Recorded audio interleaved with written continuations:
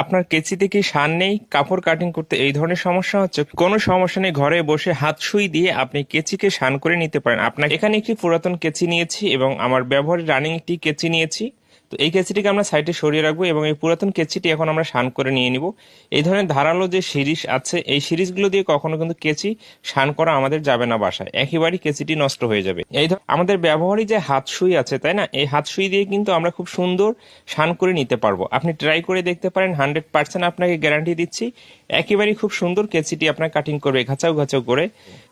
এইভাবে যত আপনি এখানে টানবেন তত কেচিটি শান উঠবে। বিশেষ করে যারা বাসায় কাজ করে তারা কিন্তু জানে না আসলে কোথায় কেচি শান করতে হয় বা কোথায় যেতে হয়। দুই পাশ থেকে ঘষে নিতে হবে, তাহলে সুন্দরভাবে এখানে ধারটি উঠে যাবে। তো এখানে আমি স্বাভাবিকভাবে এখন কাটিং করে আপনাকে দেখিয়ে দিচ্ছি। তো এখানে একটি যদি আমি টুকরো কাপড় নিয়ে নেই, নেওয়ার পর এখানে কাটিং করেই দেখুন কত সুন্দর প্লেনভাবে কাটিং করা হচ্ছে।